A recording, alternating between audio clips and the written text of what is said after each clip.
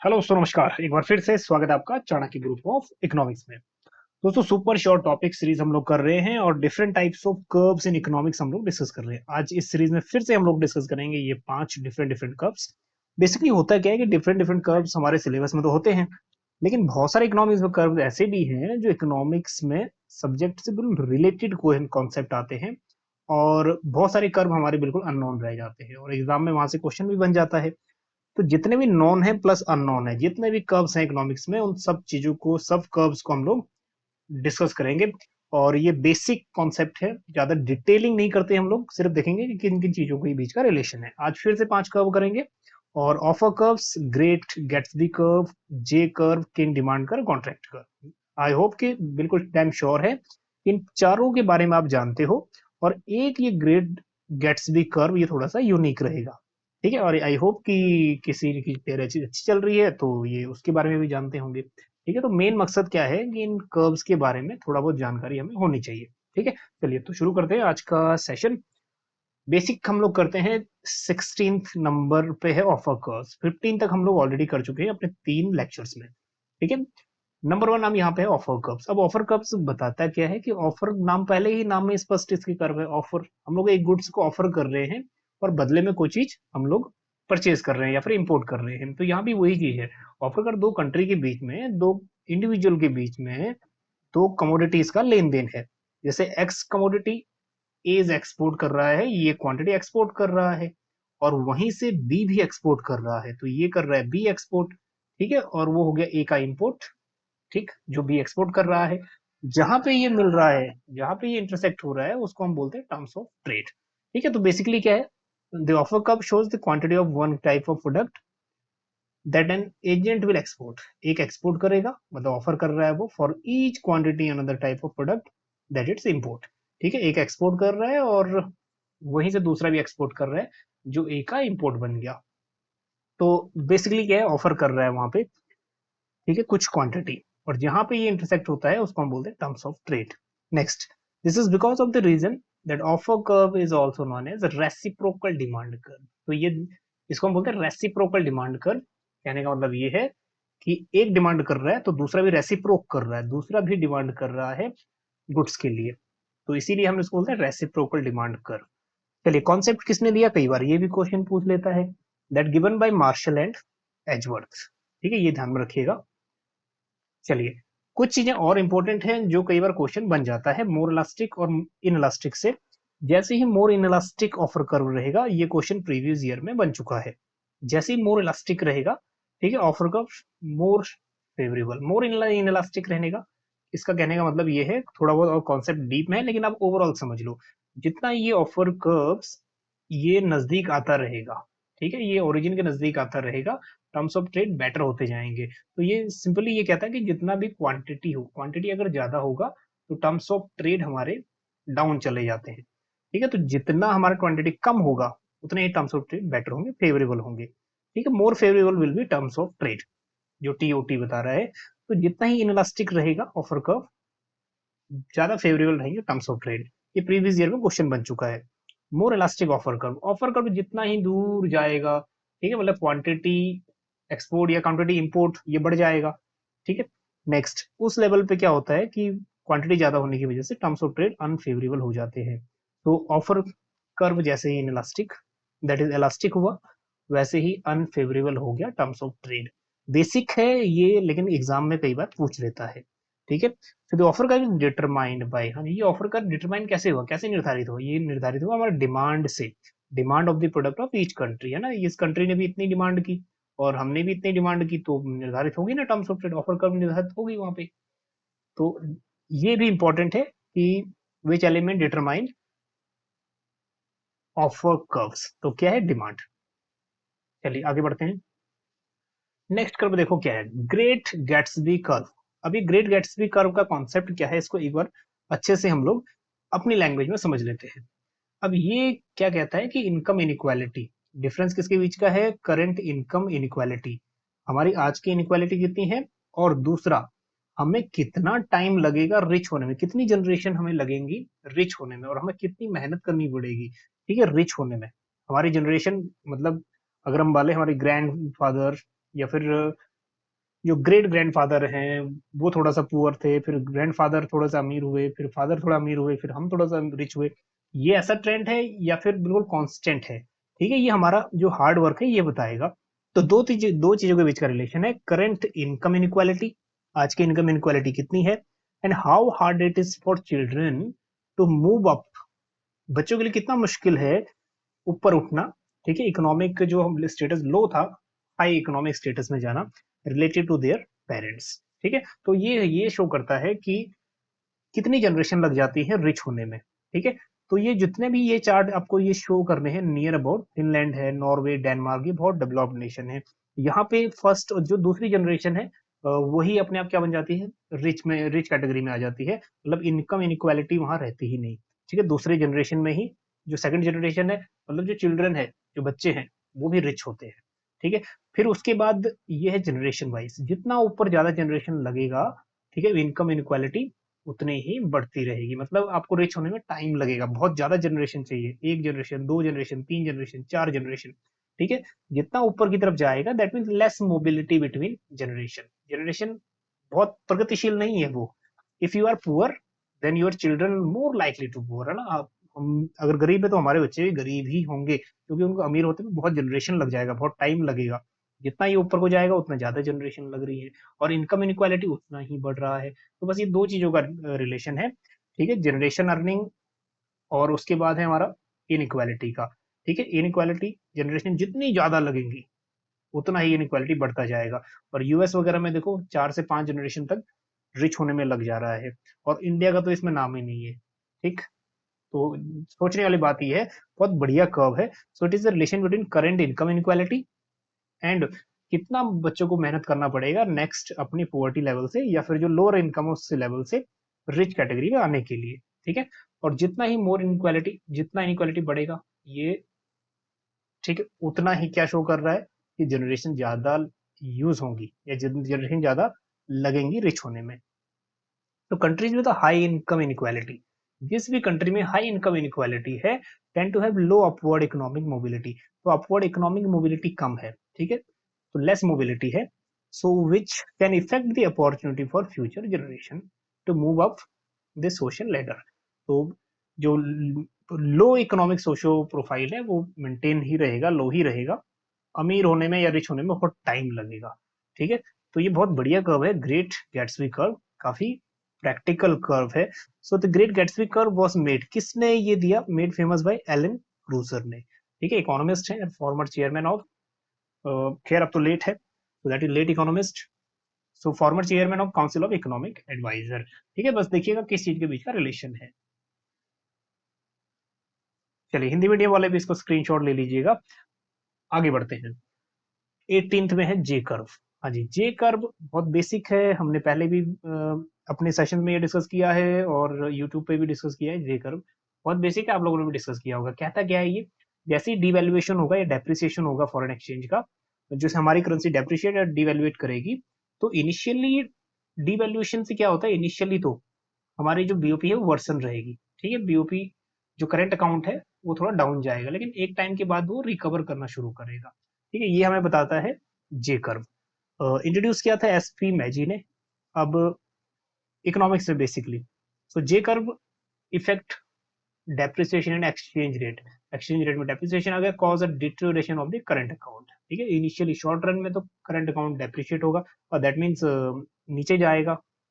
उसके बाद ठीक, अब शॉर्ट रन में इसलिए नीचे गया क्योंकि डिमांड इनलास्टिक थी। डिमांड इनलास्टिक कहने वाला हमारी जो प्रोडक्ट, जो हमारी डिमांड है कंट्री की, वो इनलास्टिक कहने का मतलब वो चीज ज्यादा चाहिए उन लोगों को, तो इसीलिए फॉरेन से हम ज्यादा इंपोर्ट करेंगे, और ज्यादा इंपोर्ट करेंगे तो जाहिर सी बात है हमारा करंट अकाउंट किस में जाएगा, डेफिसिट में जाएगा। ठीक है, सीएडी बढ़ेगा। However in the long run, लेकिन लॉन्ग टाइम में ऐसा होता है कि डिवैल्यूएशन का इफेक्ट पॉजिटिव आना शुरू हो जाता है, करंट अकाउंट, ठीक है, पॉजिटिव या फिर करंट अकाउंट इंप्रूव होना शुरू हो जाता है। That is demand becomes more price elastic, demand थोड़ा सा ज्यादा प्राइस इलास्टिक होती है, दैट मीन्स अब वो डिमांड उतनी ज्यादा नहीं कर पा रहे जितनी पहले कर रहे थे उस गुड्स के लिए। ठीक, तो इसी से जो करंट अकाउंट है वो थोड़ा इंप्रूव होना शुरू होता है। ये बात बहुत ध्यान में रखिएगा कि जे कर्व रिलेटेड किससे है, मार्शल लर्नर कंडीशन से ये रिलेटेड है। और मार्शल लॉ की कंडीशन भी यही कहती है, अगर price elasticity of demand less than 1 है तो डिवैल्यूएशन से क्या होगा, करंट अकाउंट वर्स होगा।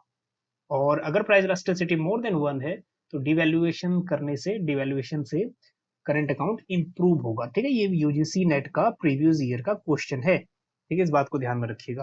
तो if price elasticity of demand of export and price elasticity demand for import is more than 1 then devaluation will improve current account. ठीक है, current account improve.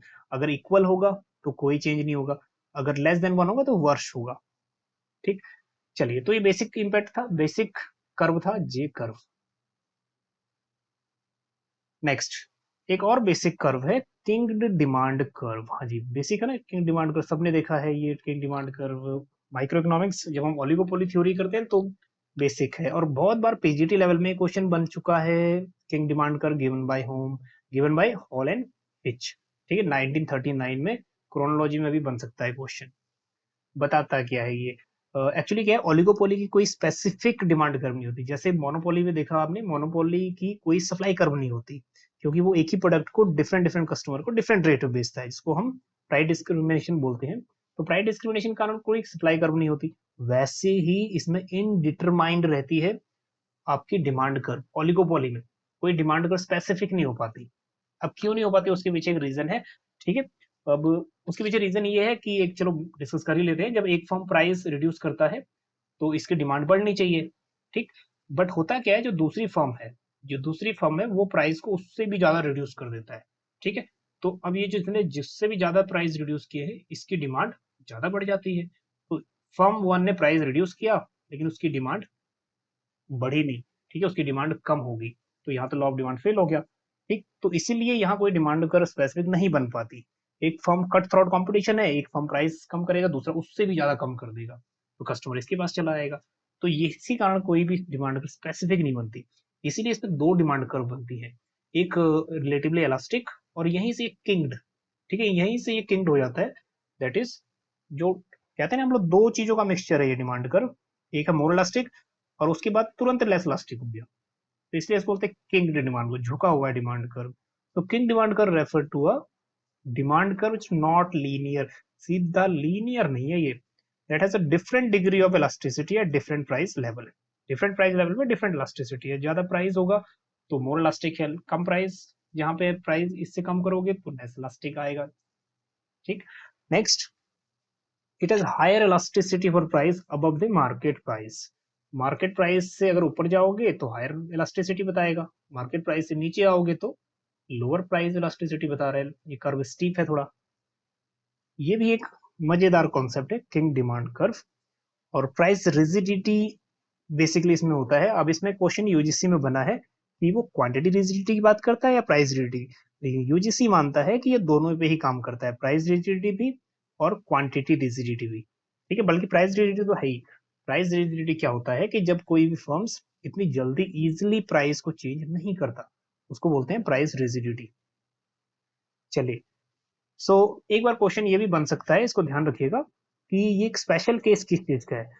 So it is a special case of differentiated oligopoly. हाँ जी, differentiated oligopoly का एक type है king demand curve. Differentiated oligopoly वो होता है जिसमें डिमांड हमारी लेस इलास्टिक रहती है। ठीक है, और एक होता है हमारे पास डिफरेंशिएटेड, और एक होते हैं जैसे होमोजीनियस गुड्स हैं, होमोजीनियस एक जैसे हो जाते हैं। तो इसमें ये स्पेशल केस है हमारा डिफरेंशिएटेड ओलिगोपोली। चलिए अब आगे बढ़ते हैं।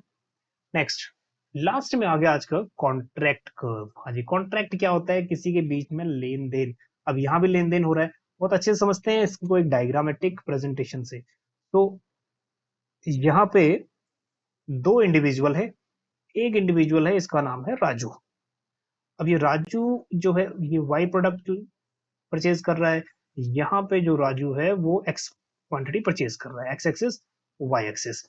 अब एजवर्थ बॉक्स में होता क्या है, एजवर्थ बॉक्स में अगर कॉन्ट्रैक्ट कर्व हम लोग लेके जा रहे हैं तो दो इंडिविजुअल का, ठीक है, दो इंडिविजुअल हैं, दो पर्सन है, तो दो पर्सन का हमें एक ही साथ डायग्राम बनाना होता है। तो दूसरा हम लोग बनाते हैं इस एक्सिस से। ठीक है, यहाँ हम लोग दूसरा जो पर्सन है यहाँ शुरू शुरू करेंगे। ठीक है, तो ये मान के चलो जो चार क्वाड्रेंट होते हैं ना हमारे, 1 2 3 4। ठीक है, एक का तो कर्व हमने इस ये जो राजू है इसका हमने इस प्लॉट पर कर दिया। जो दूसरा था, दूसरा हम लोग एग्जांपल ले लेते हैं शाम, है ना। शाम का कितना, ये है एक्स एक्सिस और ये है शाम के लिए वाई कमोडिटी। अब यहाँ पे शाम के लिए हमने ये वाला पोर्शन यूज किया, ये वाला क्वाड्रेंट यूज किया है, तो एक ही हमारा एजवर्थ बॉक्स में दोनों आ गए। अब राजू का जो इंडिफरेंस कर्व है ये, हमने इंडिफरेंस कर्व की प्रॉपर्टीज हमें आती हैं। Higher indifference curve will give us higher level of satisfaction. ठीक है, यहाँ पे राजू जितना हायर जाएगा उतना ही हायर सेटिस्फेक्शन मिलेगा। अब वो ही शाम की तरफ से भी मेजर करते हैं, तो शाम भी यहाँ पे टेंजेंट करते चलेगा, जितना ही हायर जाएगा। अब ये इस पॉइंट ऑफ व्यू से हम लोग इधर से मेजर कर रहे हैं, तो ये जितना हायर जाएगा उतना ही हायर लेवल ऑफ सेटिस्फेक्शन किसको मिलेगा, शाम को। तो ये 3 पॉइंट हमारे पास है, ए बी सी। इन तीनों पॉइंट को जब हमने मर्ज किया तो हमारे पास आ गया कॉन्ट्रैक्ट कर्व। ठीक है, कॉन्ट्रैक्ट कर्व। अब ये है क्या, ये जितने भी कर्व होता है ये प्रेटो एफिशिएंट है। प्रेटो एफिशिएंट कहने का मतलब ये होता है एक का फायदा। ठीक है, एक को फायदा हो रहा है, तो मतलब अगर राजू का फायदा हो रहा है तो इसमें शाम का नुकसान होगा। ठीक है, एक का फायदा होगा तो दूसरे का नुकसान होगा। अब एक का फायदा हो और दूसरे का नुकसान ना हो, ऐसा पॉसिबल नहीं है, जो हम प्रेटो ऑप्टिमलिटी कंडीशन बोलते हैं। ठीक है, हम लोग बेटर नहीं हो सकते दूसरे को वर्स किए बिना, तो दूसरे का नुकसान तो होगा ही। जैसे ही अगर यहाँ कॉन्ट्रैक्ट होता है तो यहाँ पे राजू का नुकसान है, अगर ऊपर जाएगा पॉइंट वहां पे शाम का नुकसान है। ठीक है, तो ये जितने भी पॉइंट हैं ये शो कर रहे हैं प्रेटो एफिशिएंसी। तो इसी को हम डिफरेंट डिफरेंट प्लॉट, ये कॉन्ट्रैक्ट कर्व हमने जो डिराइव किया है वो किस में से किया है, प्रेटो एफिशिएंट पॉइंट को मर्ज करके। ठीक है, ये है हमारा कॉन्ट्रैक्ट कर्व। चलिए अब चलते हैं थोड़ा थ्योरेटिकल एस्पेक्ट पे। So the contract curve, Pareto set इसको हम बोलते हैं, set of point representing final allocation of two goods. दो लोगों के बीच में दो गुड्स का लेन देन हो रहा है। अब इस लेन देन में आगे क्या होने वाला है, जितने भी प्रेटो एफिशिएंटी एलोकेशन है जो हमने पॉइंट 1 2 ए बी सी किए थे, अब हमें क्या वो शो करते हैं, any one of this point there is no reallocation. Reallocation होता है कि आपके पास रिसोर्स का रीअलोकेशन, एक को फायदा दूसरे का नुकसान। So reallocation that could make one people more satisfied. जैसे ही हम लोग रीअलोकेट करेंगे, इस ए पॉइंट से बी पे जाएंगे, एक का फायदा होगा और दूसरे का नुकसान होगा। ठीक है, with his or her allocation without making the person less satisfied. ये क्या है, इम्पॉसिबल टाइप का हो जाता है कि एक का फायदा हो और दूसरे का भी फायदा हो। ठीक है, एक का फायदा होगा तो दूसरे का नुकसान होगा। ठीक है, जिसको हम बोल रहे हैं प्रेटो एफिशिएंसी बोलते हैं ना, प्रेटो एफिशिएंसी। सो ये वही बता रहा है, no allocation that could make one people more satisfied. कहता है ऐसा कोई अलोकेशन नहीं होता जो एक को सेटिस्फाई करे, ठीक है, without making the other person less satisfied. तो दूसरे का तो लेस सेटिस्फेक्शन होना ही है। चलिए, सो कॉन्टैक्ट करेंगे subset of Preto efficient points. ये प्रेटो एफिशिएंट पॉइंट जो थे ना, इन्हीं को मर्ज करके हमारे पास कॉन्ट्रैक्ट कर्व आया है। हाँ जी, उम्मीद है कि कॉन्ट्रैक्ट कर्व इजीली समझ आया होगा आपके। ठीक है, ये कॉन्ट्रैक्ट कर्व। अब हमारे पास टोटल अभी तक हो गए हैं 20 कर्व्स। हाँ जी, अब देखते हैं इकोनॉमिक्स में ढूंढ ढूंढ के और कितने कर्व्स होते हैं, आखिरकार कितने कर्व्स होंगे। तो जितने भी कर्व्स है हम लोग डिस्कस करेंगे सीरीज में, और फिर हम लोग बाद में डिस्कस करेंगे। अभी यूजीसी का नोटिफिकेशन देखो कब तक आता है, फिर उसके अकॉर्डिंगली हम लोग टेस्ट सीरीज वगैरह पे काम करेंगे, या फिर जो एमसीक्यूज प्रैक्टिस सेट है उसको यूट्यूब पे, ठीक है, डिस्कस करेंगे। चलिए, तो टोटल यहाँ पे 5 कर्व हमने आज डिस्कस किया, टोटल हो गई 20। उम्मीद है कि यहाँ से कुछ सीखा होगा आपने। अब मिलते हैं आपको नेक्स्ट सेशन में। नेक्स्ट इसी का रहेगा पार्ट 5। चलिए मिलते हैं आपको नेक्स्ट टॉपिक के साथ। Thank you so much.